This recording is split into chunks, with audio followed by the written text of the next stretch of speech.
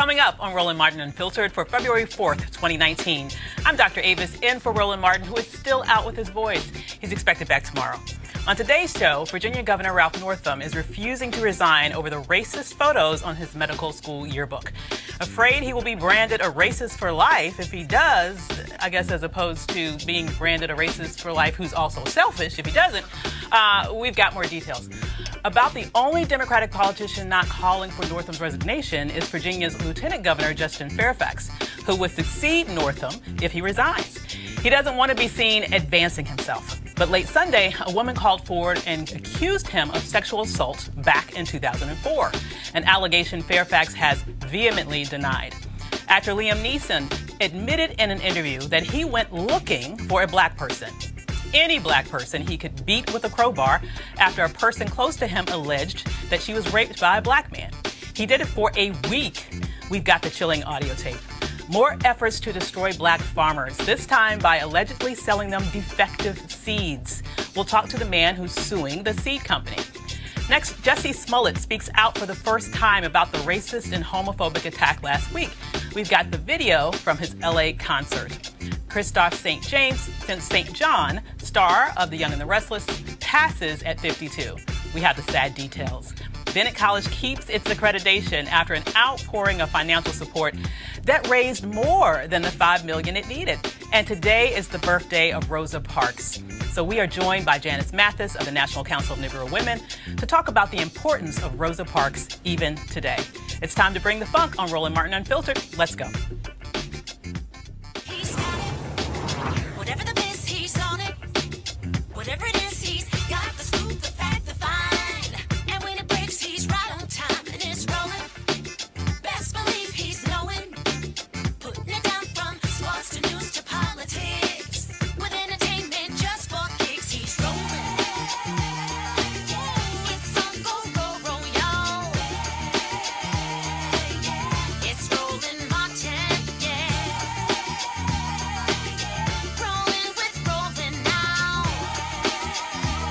He's funk, he's fresh, he's real, the best, you know he's Roland Martin now.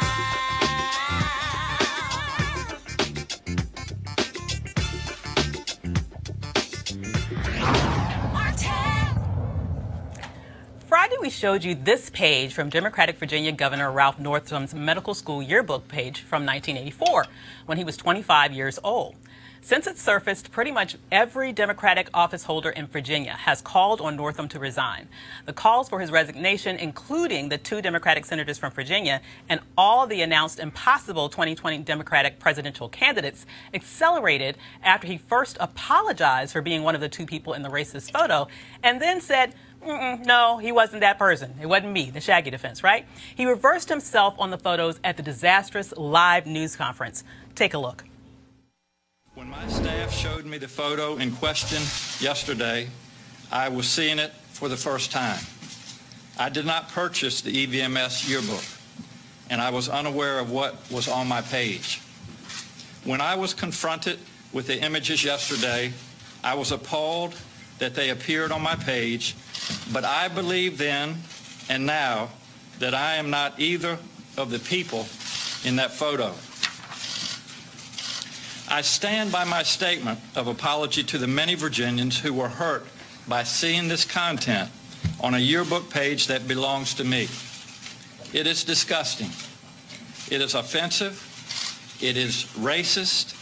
And it was my responsibility to recognize and prevent it from being published in the first place. My belief that I did not wear that costume or attend that party stems in part from my clear memory of other mistakes I made in this same period of my life. That same year, I did participate in a dance contest in San Antonio, in which I darkened my face as part of a Michael Jackson costume. I look back now and regret that I did not understand the harmful legacy of an action like that. It is because my memory of that episode is so vivid that I truly do not believe I am in the picture in my yearbook. And you said that the competition in San Antonio was a dance competition? Yes. And it was that you danced the moonwalk? That's right. Are you still able to moonwalk? Inappropriate circumstances. My wife says inappropriate circumstances. A new poll conducted after the pictures surfaced showed Notham's net approval rating plummet. CNN is reporting that, according to a source at Notham's cabinet meeting this morning, that the governor specifically said that if he resigns, he would be resigning as a racist for life, that he wants to stay in office and convince people that he is not in that photo. Good luck with that. And that the photo does not represent who he is. While all this was going on late yesterday, an allegation of sexual assault surfaced against Lieutenant Governor Justin Fairfax. A woman claimed he sexually assaulted her in the 2004 Democratic National Convention in Boston. Fairfax put out a statement at 2:55 a.m. this morning denying it. And late this afternoon, he held an impromptu news conference at the Virginia Capitol building and said these allegations were timed to smear him, as he may become Virginia's governor if Governor Ralph Northam resigns. And my family is strong. My faith is incredibly strong. My faith in God is unshaken. We will not only deal with this smear as we've dealt with so many other attacks over time, but we've always, when we've been attacked, been elevated. Every single time someone is attacked, whether it's a lie, whether it's a smear, a political attack, a personal attack, a character assassination attempt, we've always not only gotten through it, but we have been elevated. And my faith in God is so strong, and I know that the facts will show exactly what we have borne out. How would you describe the relationship? How would you describe the relationship? What was the relationship? What relationship? With this woman? It's someone who I met in 2004 at the Democratic National Convention, and as I mentioned, I told all this to the Washington Post at the time, a year ago, and there's not one fact that I gave to them that they were able to contradict. Can you tell us what happened? What is it? Sure. I met her at the convention. We met and talked, and I did not know her prior to. I was 25 years old, unmarried, a campaign staffer at the time, and we hit it off. She was very interested in me, and so eventually at one point we ended up going to my hotel room. This is in 2004. She was, very much into consensual encounter, and she even admits in the story there's consensual activity going on. And again, I have children, so I'm going to be very circumspect about what I say. But everything was 100% consensual, and not only that, the same person called me sometime later and wanted to meet with me, wanted to come visit me. I was still in law school at Columbia Law School, wanted to come to New York City to meet with me, wanted me to meet her mother, and said that years later, months later in this case, and years later now. We have a totally fabricated story out of the blue that's meant to attack me because of where I am in politics. The fact that it only came up once I won. Remember, I have run for office before. I ran in 2013 in a primary statewide. I ran in 2017 in a primary statewide. I ran, of course, in the general and won. It was only at the point that I won that this person fabricates this claim and then attempts to, again, get it into the media.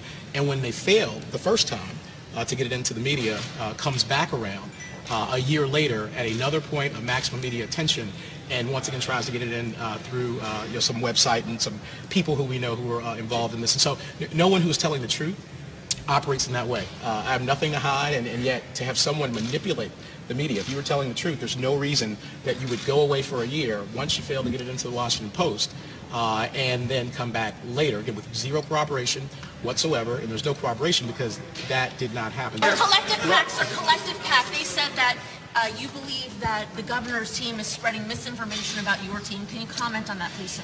The Collective PAC has made its statement, and so you believe it. I don't know precisely where this is coming from. We've heard different things, but here's the thing: does anybody think it's any coincidence that on the eve of potentially my being elevated, that's when this uncorroborated smear comes out? Does anybody believe that's a coincidence? I don't think anybody believes that's a coincidence. Again, particularly with something, this was not the first time this was brought up. It was a year ago this was brought up, and yet the Post, who investigated it for 3 months, dropped the story, did not do it, and they did not do it because it was uncorroborated, and it's uncorroborated because it's not true. And so it goes away for a year and then crops back up right at this moment. You don't have to be cynical. You don't have to understand politics to understand when someone's trying to manipulate a process to harm someone's character without any basis whatsoever. And again, I have lived my life in a way that I'm proud of. I've put myself up for election to the people of Commonwealth of Virginia multiple times. You never in the course of any campaign I have ever run had anything said like this about me. And again, I'm someone who grew up in a tough environment, Northeast Washington, D.C., but because people invested in me, I went to Duke University, Columbia Law School. I was on the law review at Columbia. I was a federal prosecutor. I have been through 2 FBI background checks in my life. I got a top secret security clearance, and I've been an attorney, a federal prosecutor, and now I'm a partner at a law firm and sitting as the Lieutenant Governor of the Commonwealth of Virginia. Take note, that's how you communicate clearly during a press conference. So as you heard, Lieutenant Governor Fairfax was asked about the Collective PAC, and joining us is Quentin James, co-founder of the Collective PAC, an organization that supports black candidates, and Philip Thompson, the president of the Loudoun County NAACP. Let's first go to Quentin. How are you doing this evening, Quentin? I'm good. Thank you so much for having me, and it's been a wild 72 hours. Oh, I can only imagine. Thanks so much for joining us. So I think I'll start off with that last point that was raised in the press conference. Could you tell us more about this allegation that perhaps this specific sexual assault allegation has creeped back up as a result of the Northam side of the political aisle? Yeah, so listen, we were tipped off on late Saturday evening and early Sunday morning about an attempted whisper campaign from the Northam team. Now, we don't know who on his team was doing this, but they were raising questions about Justin's age and readiness to serve as governor should Governor Northam resign. That came out about 2:30 p.m. on Sunday, but also because we know where the original picture came from. On Friday, we were very wary about a white supremacist blog obviously not wanting to see an African-American like Justin Fairfax become a successful governor of Virginia. And so we put, a call out to folks to be ready for any lies, any other distractions that would have, been coming out. And little to our knowledge, at midnight on Sunday evening and Monday morning, that same white supremacist blog releases a Facebook post from the accuser, which was shared to them by what we are investigating, what we believe to be a very prominent and public Democratic and liberal couple from the Richmond area. And so we are unsure who they are connected to. We know that the woman who shared the accuser's Facebook post is the wife of a professor at the University of Richmond who also worked for 2 Democratic mayors in Richmond over the past few years. And so there is some concern around why would this reputable couple use this situation, right, this potential Me Too situation, and go to a white supremacist news outlet or blog with that information and not the Post or not the Times or many of the other reputable news sources. Come to find out at 3 a.m., yesterday that this went to the Post and they decided that it couldn't be corroborated, so they didn't publish it. So now this is all kind of getting out there, conservative media jumping all over it. But we have a lot of questions about where did this come from and who is kind of manipulating this process behind the scenes using the veil of this white supremacist blog as like them breaking this news. And that's not where it came from. So we're looking into that. That's a very important question. I mean, a very good question. I want to bring in Philip on this. What's your thoughts about where this came from? Does it seem plausible that this would have come from Democrats who are in essence trying to protect Northam? Well, the delay process, if you look at how this all happened, he was going to resign and have indications. And then all of a sudden he has this meeting with these operatives of his, and they start delaying. And as they delay, then this comes out.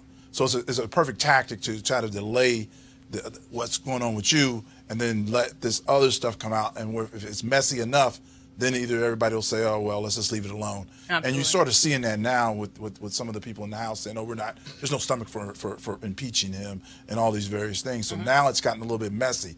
If it was just Justin and his clean slate, I think things would have went a lot different. Yeah, I mean, when I think back even to the campaign, for example, I'm a Virginia resident. I happen to remember the controversy about the Northam campaign basically copying some Democratic Party literature. The literature was copied word for word. It included a picture of Northam. It included a picture of Fairfax. It included the picture of the Attorney General candidate at the time, who's also white, right? But somehow, when Northam's campaign got a hold of it, the black guy's picture got erased. I mean, are we seeing some consistency here? Yeah, we were ready for that. Those of us worked closely with Justin, and that's why I ended up in the Washington Post and New York Times really quick, hit them hard. They then jumped away from that. So you're starting to see the impact of that same type of technique. Virginia is, as I said, Virginia politics, especially Democrat politics, is somewhat of a plantation. You're allowed to reside on this plantation, but you're not going to get to the big house seats. That's the way they try to handle it. And in this situation, they are staring at the precipice of having a 39-year-old man become potentially a governor for 6 years. And for some people, that's probably untenable. I hear you. So joining us on the panel today to talk about this and more is Joseph Williams, senior editor for U.S. News and World Reports, Michael Brown, former vice chair of the DNC Finance Committee, and of course Eugene Craig of X Factor Strategies. Yes. So welcome. Appreciate it. Great to have you on the panel. So first, I'd love your views on this. What do you think is going on here? Are we sort of being too conspiratorial when we talk about, hey, maybe this is coming from the Democrats?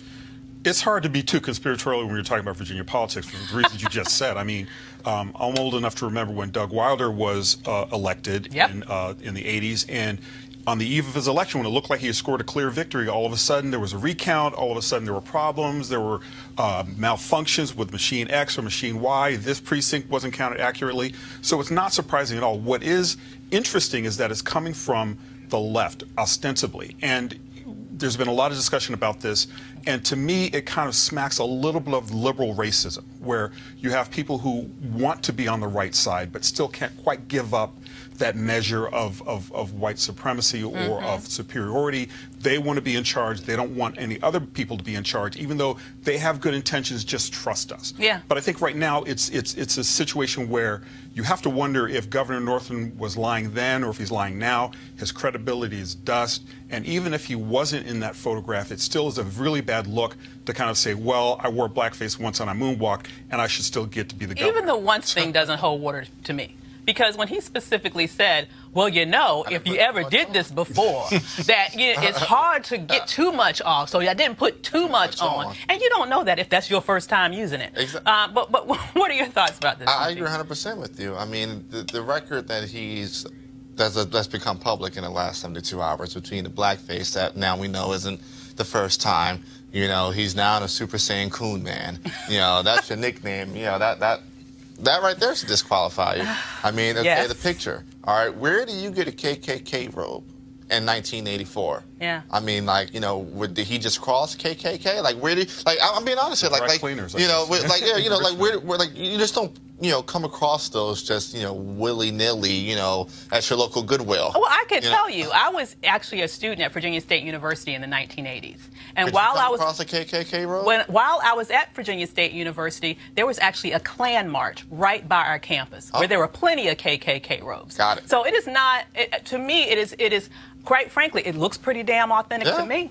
But you're also talking about the former capital of the Confederacy. Absolutely. Yeah, you're talking about that is not in short supply, I don't think.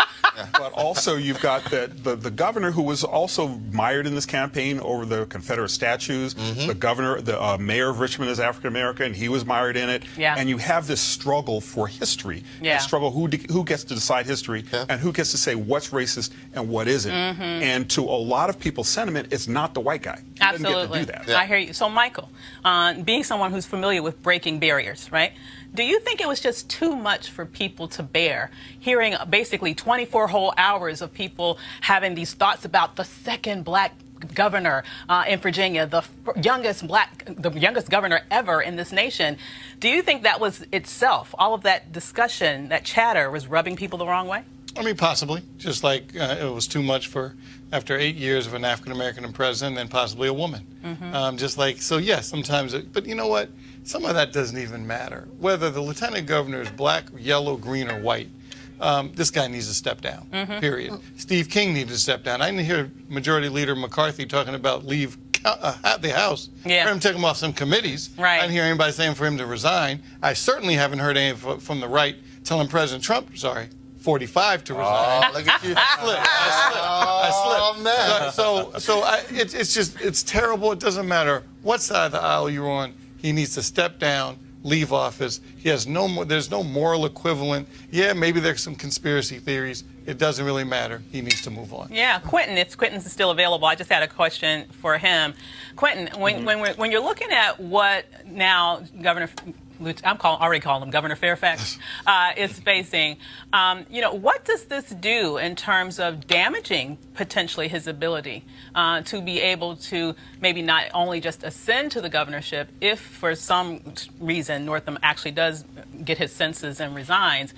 What does this mean in terms of his implications with regards to his ability to govern once he's in that space? Has his reputation, has his credibility in some sense been irreparably damaged? So I think you raise a great question, and I think first we need to understand that these are two separate situations. Ralph Northam should resign immediately. That has no bearing on any falsehoods that have been released to the public over the past 24 to 48 hours. That's number one. Number two, the Washington Post and WUSA 9 in the D.C. area have both published accounts that they could not corroborate this story. And so the story is not corroborated. I don't think there's anything to really talk about there at the moment. Now, if things come forth that could, corroborate the story, sure, we could have that conversation. But again, this is a non-corroborated story. It's like me saying, Ralph Northam did something, right? Without any evidence or any additional information there, it's just a falsehood. And so lastly, I think we need to look at Justin's record as a public servant over the past year, his time as a federal prosecutor.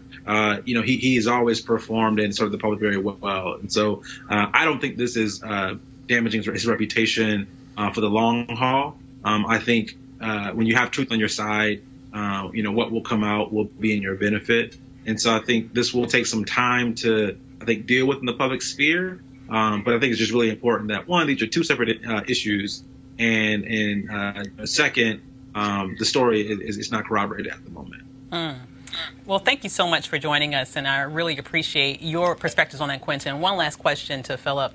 As we wrap up this particular portion of the show, as it relates to this particular issue and the NAACP, what's your plan moving forward to sort of keep the pressure on Northam, number one, but also, number two, perhaps even filling in the role of protecting Fairfax to some degree? Well, we're nonpartisan per se, but this is the issue that the governor's put us in is incredible, because this, people talk about what happened in 1984. Let's talk about what happened in Halloween just this year.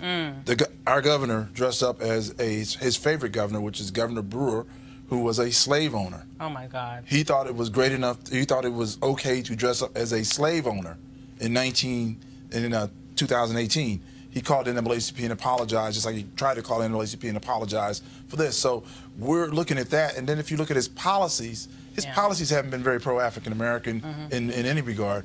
It always irritated whenever I met either Governor Northam or Governor McAuliffe, and the first thing they would say in their defense is for African Americans, oh, we got the felons registered. Well, my statement back to them was like, we're not all felons. So what else you got? You know? And like that's the only issue we have. So this is a pattern of behavior that's gone on, and you can say 84, but now we're talking about 2018. Governor Northam needs to resign, and regardless if Justin was white, like he said, white, black, purple, pink, we need a new governor. Got you. I hear you. So, as we all know, racism is everywhere, and today we found out it is, or was, in the heart of actor Liam Neeson.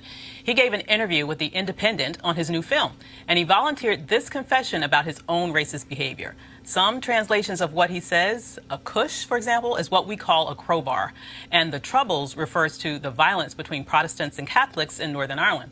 Here is audio of the interview with The Independent. The language is unfiltered. I'll tell you a story. This is true. I'm not going to use any names, but I was away and I came back and she told me she had been raped, but she handled the situation of the rape in the most extraordinary way.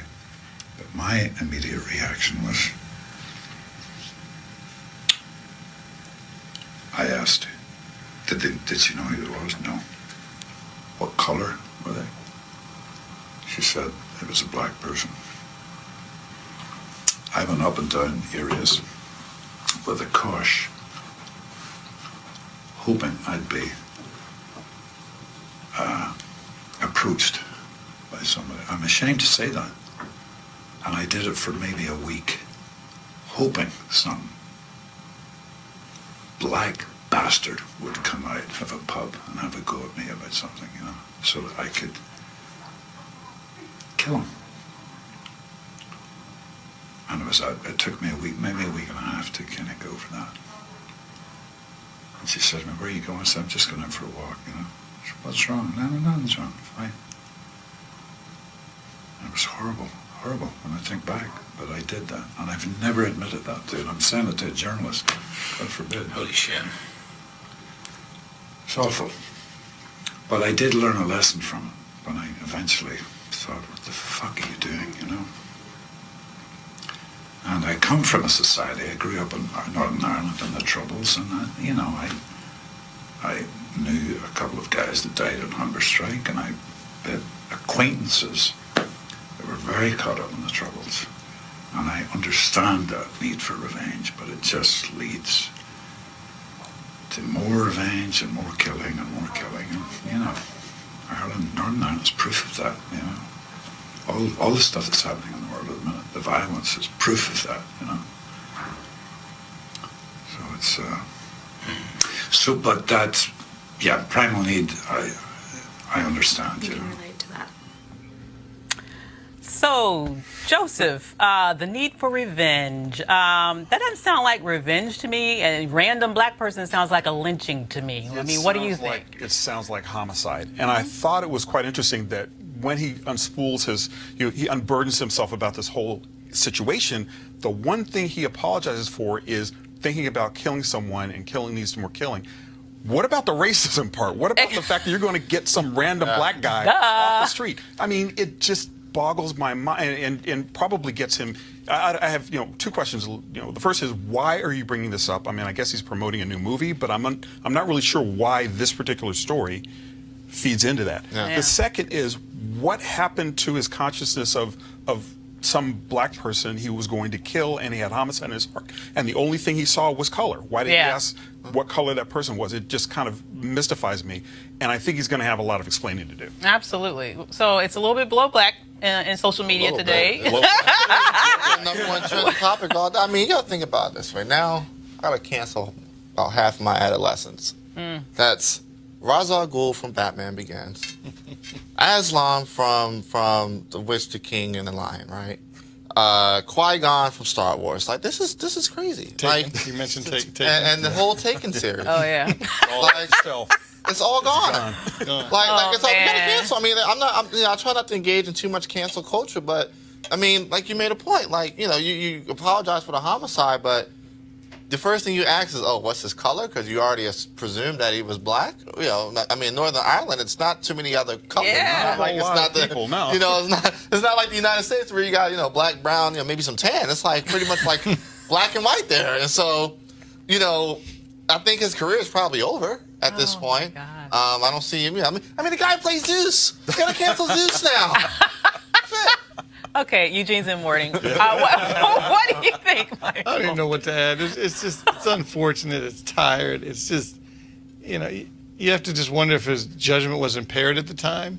Maybe they had a couple sips. I mean, I don't know. I mean, how do you just talk about that, thinking it's okay to a reporter? I will say, I have someone I'm connected to who made the argument. She was making a counter argument. I don't quite buy it, but I'll bring it up. So maybe someone here will agree. What Northam should have did? Well, she's saying he shouldn't be castigated because he did express some level of remorse. It was only a week. And a lot of people. Yeah, a lot of people put it down in a week. Have you seen it's true. But the main point is that, you know, at least he expressed it, and we have to create a space where people can express even unpopular or ugly things, so that we can begin to face these feelings that a lot of people have, but will not outwardly express. I mean, what do you think about that? I will say this, you know, if Northam did something like this and just came out and said, you know what, I hate black people, and I've done all these things, I think we probably would not be having a conversation about him resigning. If he was just upfront about it, how, you know, Liam was just upfront about he wanted to kill some black people. If Northam would have came out, you know, sometime over the last, you know, 15, however long his political career has been, and said, you know what, I've done some pretty racist things. I think I hate black people, but I'm be honest about it. We might not be having a conversation about him resigning. I don't know if I could go that far. What are y'all saying? Wait. That's pretty extreme. Part of the discussion around Northam. I mean, look, we all want to see Governor Fairfax. We all want to see the fifth black governor of the United States. We want to see that. But a big part of the discussion around Northam is that he has shown very little remorse behind it, and only wants to apologize after he's caught. And the discussion is the other half of that discussion is what happens if he gets out in front of it and presents it to us rather than us finding out about it on our own. And he was attempting to get out in front of it by having that statement. Well, him and Liam were probably going to hook up on that. But I mean, he probably put out yours, I put out mine.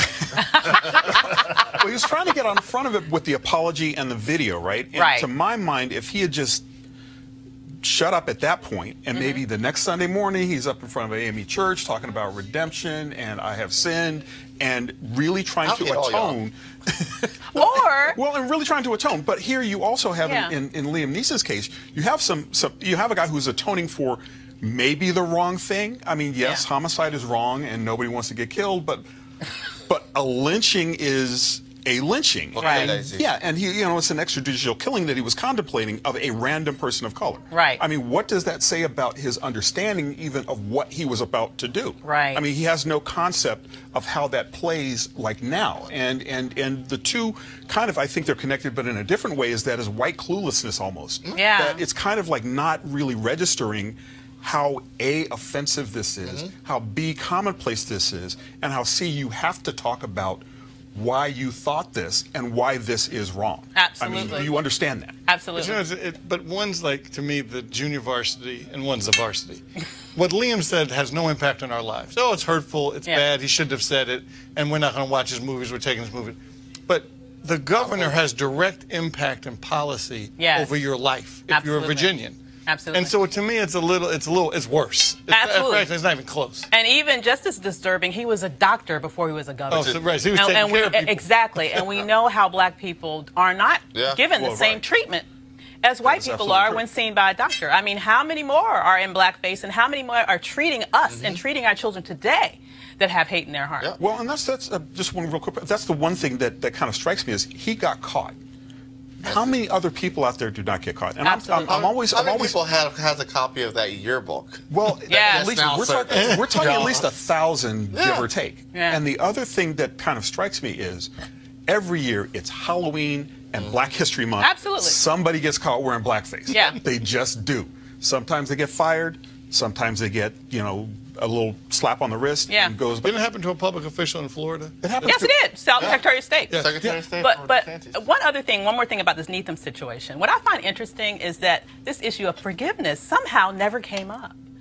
It's interesting. The reporter didn't say, "Well, did you think about forgiving this person?" Whereas, how many times have we seen when a grieving mother or a grieving sibling or a grieving loved one is sitting there heartbroken because their loved one has just been murdered by a white person? The first thing out of the reporter's mouth is, "Do you forgive?" Is forgiveness only our responsibility, apparently? Well, I think in that set of circumstances, part of the responsibility is the journalist. I mean, we have a dearth of people of color in journalism.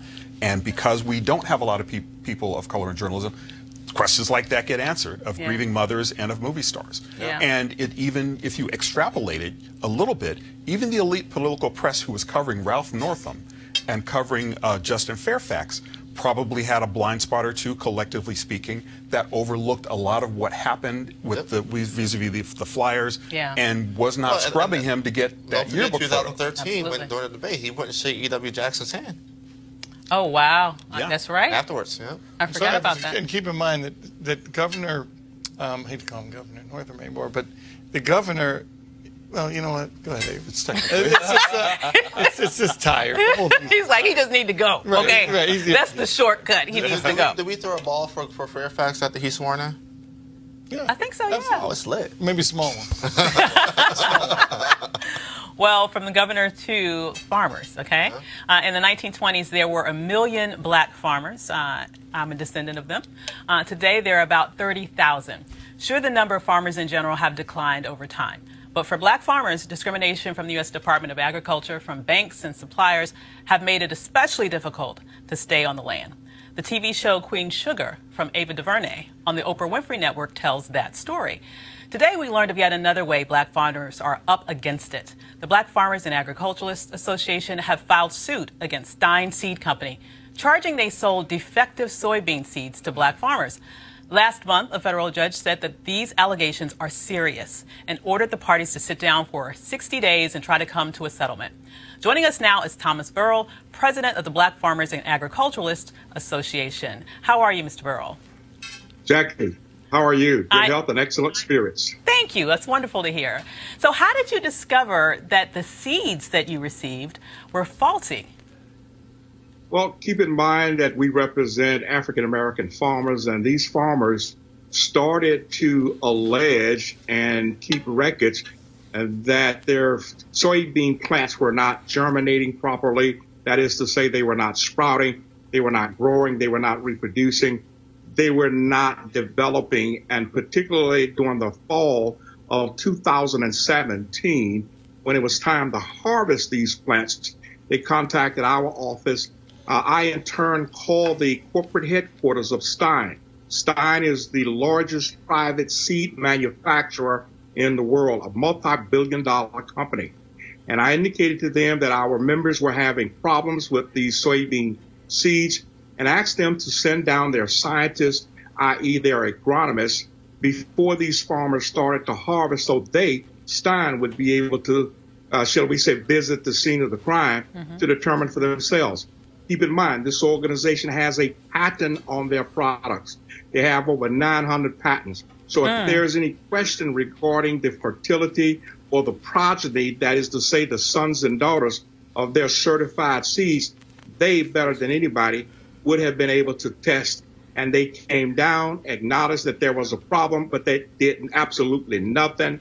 And subsequently, this association did what we do as a civil rights organization. We filed a suit in federal district court for the Western District of Tennessee on behalf of black farmers and their heirs in Arkansas, Mississippi, and Louisiana.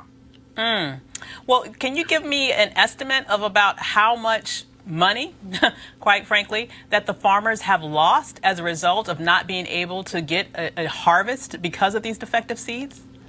Well, directly, they filed this lawsuit under a statute known as RICO, the Racketeer Influence Corrupt Organization statute, which provides for treble damages, as it were. These farmers believe that they have been damaged to at least the tune of $25 to $30 million. Wow. They have been damaged in their business and in their property. It is difficult, Jackie, all along for an African American in general to get a loan to sustain their business. Here, these black farmers, as you said, there were, for all intents and purposes, 1 million black farmers in 1920. Now there are less than 30,000, we believe even fewer. They have difficulty getting loans to start with.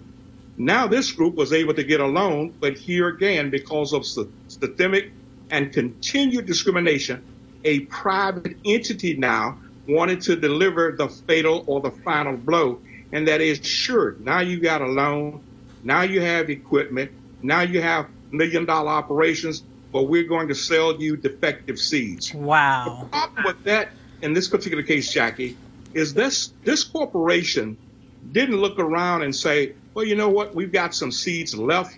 We want to get rid of some bad seeds, and there are some bad seeds in the corner. We'll sell those to black farmers. It's not that they were looking for bad seeds. They deliberately contacted other sources and asked them, in effect, do you have seeds that are not certified? And then was able to get those sources to ship those bad seeds to these farmers.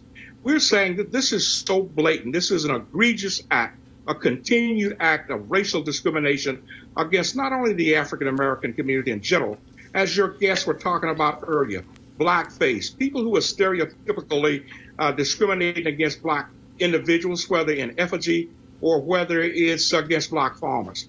And keep in mind, this is nothing more than continued discrimination.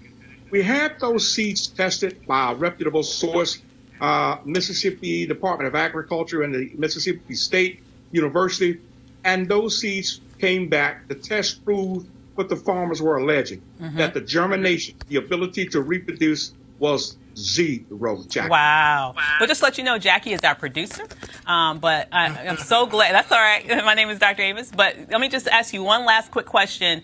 You know, what do you think is the prognosis for you all to be able to get some sort of significant settlement, given that the damages are so high?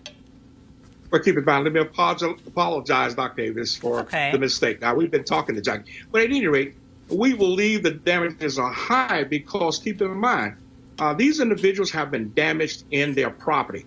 They technically could be out of business. Just as you said, there were, for all intents and purposes, 1 million black farmers in 1920. It is the accumulative effect of the racial discrimination that has led to this demise, this decline. You're now talking about a handful of individuals who have survived the gauntlet. So the court should throw the book, as it were, at this corporation, because black businesses in general have failed, whether we're talking about the hair care industry, have been put out of business, African Americans in the service industry, the construction industry, and elsewhere.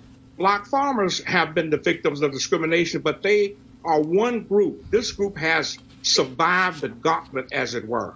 And keep in mind, we've been in this business, we've been in this country now for over 400 years. So yes, this company should pay. The farmers have been ordered to go to mediation, which is a step toward settlement. But if they're not satisfied with mediation, they will have a right then to have their case heard before a jury of their peers. Ultimately, they're not going to just take anything because they've been damaged too severely, and therefore we believe that a full measure of justice should be made available to them. The maximum amount of injury should deserve the maximum amount of damages. Thank you so much, Mr. Burrell, for fighting for these farmers. As a proud granddaughter of farmers, I'm so happy that you do what you do. Thanks for joining us today. Yes. Absolutely. So we have a Jussie Smollett update for you. Over the weekend, Jussie made his first appearance since the attack last week. He held a concert in L.A. where he discussed the incident and even cleared up some rumors. Take a look.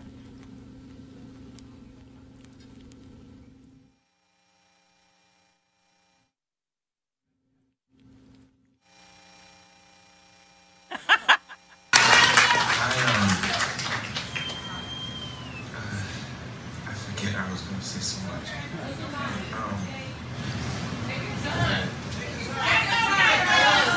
I'm not fully healed yet, but I'm going to, and I'm gonna stand strong with y'all. A couple of points that I wanted to make really quick, just because it's 4 points. My little sister is literally like Olivia Pope, like she's in the back. I was bruised, but my ribs were not cracked. They were not broken. I went to the doctor immediately. Frank Gatson drove me. I was not hospitalized. Both my doctors in LA and Chicago cleared me to perform, but said to take care, obviously. And above all, I fought the fuck back.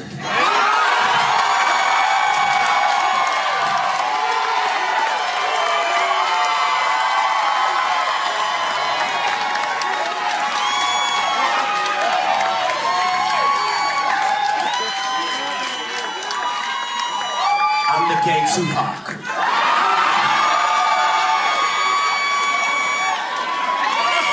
So now we can do our own coding.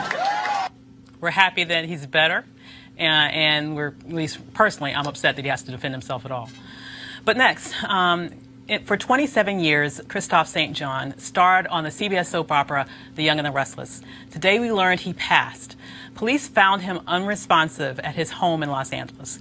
At this point, the cause of death is unknown. He was 52. According to TMZ, citing a source close to St. John, he had checked himself into the UCLA Medical Center for depression issues in January. He was recently released. St. John was really suffered from suicide. St. John suffered and I guess mourned over the suicide death of his son Julian a few years back. 2 years ago, around the anniversary of his son's death, police placed him under 72 hours observation when he threatened to kill himself.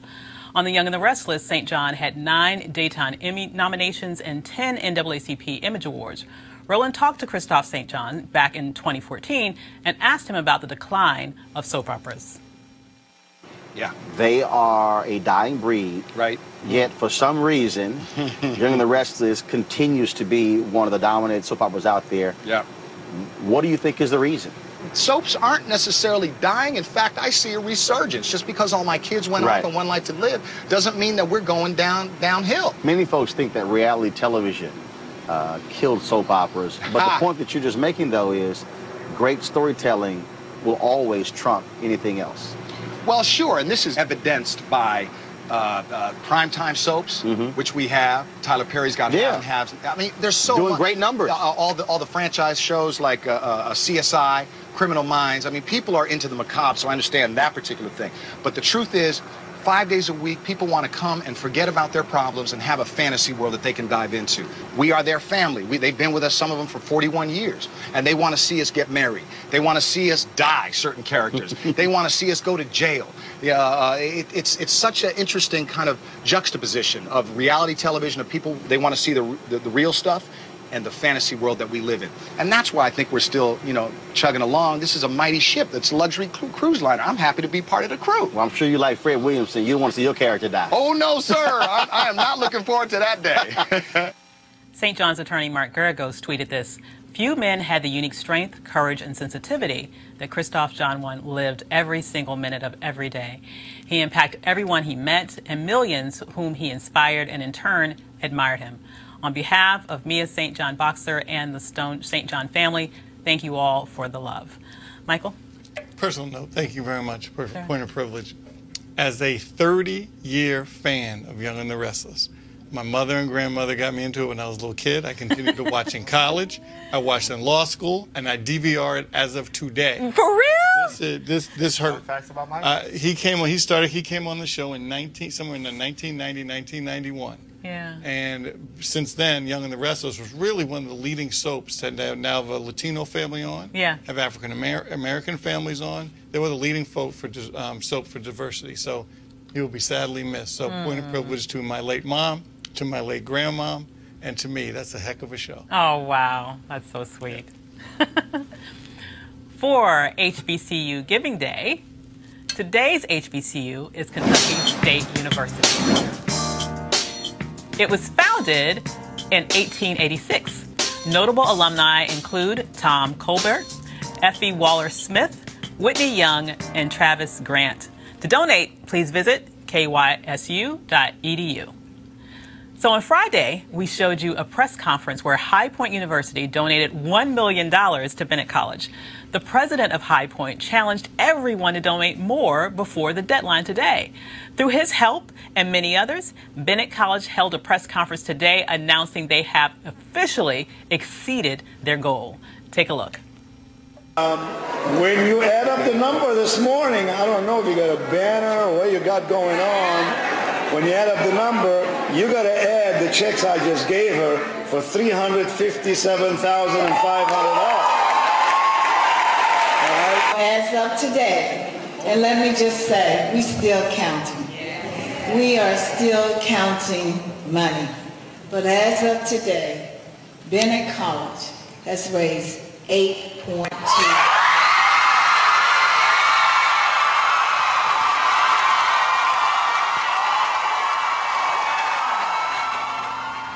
So over $8 million. What do you guys have to say about that? They came back strong, didn't they? Sure did. That's a lot of love, and it's well-deserved, too. I mean, and I think people are starting to understand what HBCUs mean to America and what HBCUs mean to like black people in general. And I think it's a really fantastic thing that you had a white college step in and try to kick in some and get everybody jump started about it. And Roland's daily HBCU Giving Day is just really, I think, one of the most outstanding things that you can do for public education. Absolutely. Yeah, I agree 100%. It's very telling that High Point jumped in there. You know, I think, you know, going forward, we're going to make sure our HBCUs are in a position that they're healthy and they're thriving. And a big part of that is helping them build up their endowments, helping them, you know, retain students, make sure they're getting, you know, just due funding. All those play a role in the health and vitality of our HBCUs. And so I'm glad Bennett's going to survive. You know, keep that accreditation. You know, keep our good black women strong and educated. That's right. So let's see what happens here. All right. And you know what Roland would say? Roland would say it shouldn't take a disaster for folks to write checks to HBCUs. It should be happening all the time from alumni, non-alumni, to keep our HBCU community strong. Absolutely. Because we have to save ourselves. That's the bottom line. So Rosa Parks would have been 106 years old today, but her life and legacy have inspired generations of African-American women. Here to share her thoughts on Rosa Parks and her meaning for black women today is Janice Mathis of the National Council of Negro Women. Hello there, Janice. Hello, Dr. Avis. Thank you for having me today. I'm so glad to have you here, especially on this special day. Absolutely. I never met Rosa Parks, but she inspired me like she did generations of other women and men. If you go back to 1957, that was a difficult time in the United States, especially in places like Alabama. You can tell the way I talked that I'm from down there, from South Carolina. And Brown versus Board of Education was decided in 1954. I was fully 12 years old, having been born in 1954, before I entered a school that was not segregated based on race. That was how long and how hard the South fought to resist Brown and the efforts at integration. Rosa Parks was one of those sheroes who just refused to take no for an answer. One day she said, "I'm not getting up from my seat." And the guy asked a bus driver in Montgomery, asked her, "Why won't you get up?" She said, "I don't think I should have to." With that very simple statement, she sparked a movement that was one of the most profound and important and successful movements for freedom in the history of this country and probably the world. They stayed off those buses for 380 days. Try to get us to do something for 3 days. Right? But they stayed off those, and they say that E.G. Nixon and Martin Luther King carefully and cautiously rode around the town looking to see would people really boycott the buses. They didn't have any way of knowing. King was very young, very new in Montgomery. That morning on December 5th, they elected him president of the Montgomery Improvement Association and marched him right into history. So we've got a lot to be thankful for. Now, the end of the story, of course, they won in court. Montgomery had to integrate the buses, but she was run out of town. She lost her job as a seamstress in a local department store. The family moved to Detroit, where our good friend John Conyers gave her a job. That was the kind of caring that those folk had to have for each other, which is another lesson for us today. Would we care enough about somebody, Colin Kaepernick, who lost his job protesting for all of us? Would we care enough to pool our money and make sure he had income and revenue? Those are the kinds of questions that Rosa Parks raises for us today. So I'm delighted to be here. We're strong people. If the enemies of freedom knew who we really were, they'd leave us alone because we always win. So to Rosa Parks, thank you for what you did and how you dedicated your life to helping all of us be freer. Absolutely. So what do you think we can really learn today as black women and black people about persevering even in difficult times from her life? I think that, first of all, that there was a certain kind of unity. Now, from a tactical, you're an organizational specialist. I know how you organize things. It was simple. We went all over the place, It was integrate the buses now. In order for a movement to be successful, it needs to have a certain kind of simplicity so everybody can get it. Right. And then there was this sort of unified fervor. You knew who the target was. The other thing, the lesson that we draw from it is that these systems of oppression don't stop coming just because we're in 2019. That there was de facto segregation. The bus driver said, get up, and I'm going to move the sign back and expand the white section and just sort of arbitrarily truncate the black section because I feel like it. That's de facto. Right. But it was backed up by de jure, the legal segregation, and she was charged with and convicted of violating the Montgomery City Ordinance. What does that amount? Today, Marsha Fudge was in Texas taking testimony about the restoration of the Voting Rights Act. So we have to fight the systems of oppression that are backed up by law and those that are backed up by custom. So, brothers, what do you think about, Rosa Parks? What sort of influence has her just bravery made on your life?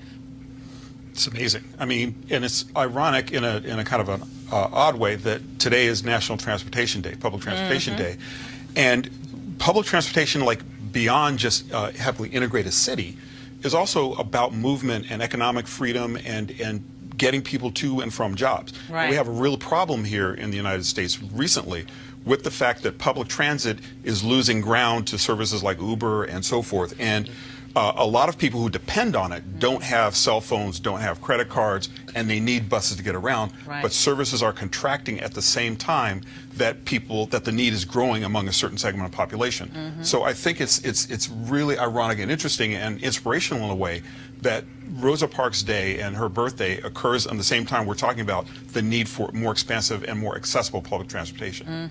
Absolutely. Yeah, it's probably the person here that's had the greatest compounded effect of Rosa Parks' action. It's nothing less of inspirational. As our good friend Janice said, the fights and struggles don't go away; they just evolve and mutate and reappear themselves in different ways. And look, it's up to my generation to keep that fight going forward. Absolutely. Well, we've been talking about a lot of this stuff today on this hour. I mean, a lot of the Absolutely. fights that have been won but not over. I mean, the black farmers, the racial sensitivity of a sitting U.S. governor. Yes. So it also is reminiscent. It's not that long ago. I mean, we're talking about within our lifetime, certainly within my lifetime. My parents graduated from a segregated high school. My parents, and there was not that long before we, as their heirs, were, when I was born, they couldn't vote in certain states. So it is inspirational, and it is a call to action for the fact that we still have a lot of work that's not done and a lot of fights that we don't even know are around the corner yet. Absolutely. Michael. A second plug for my mom. My mom used to work at the National Council of Negro Women with Dorothy Height. That's right, she did. But I think most of us, the first papers we wrote in school were either Martin Luther King Jr. or Rosa Parks. Yeah. And I certainly wrote my share of Rosa Parks papers, and it just takes so much pride in it. And don't say anything bad about Rosa Parks. That's right. You don't hear anybody. Fight starts. Absolutely. Very real hand. Absolutely. A shero and a pioneer. Absolutely. Happy birthday, Rosa Parks. That's right. That's a wonderful way to end it. Happy birthday, Rosa Parks. That's it for Roland Martin Unfiltered. We will see you back tomorrow. Holla. Is that better? You want to check out Roland Martin Unfiltered? YouTube.com/Roland S. Martin. And subscribe to our YouTube channel. There's only one daily digital show out here that keeps it black and keep it real. It's Roland Martin Unfiltered. See that name right there? Roland Martin Unfiltered. Like, share, and subscribe to our YouTube channel. That's YouTube.com/Roland S. Martin. And don't forget to turn on your notifications so when we go live, you'll know it. You want to support Roland Martin Unfiltered?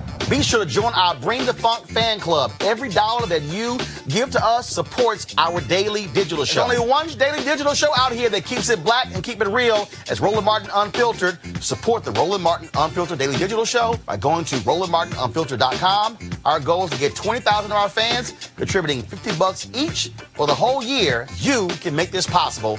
RolandMartinUnfiltered.com.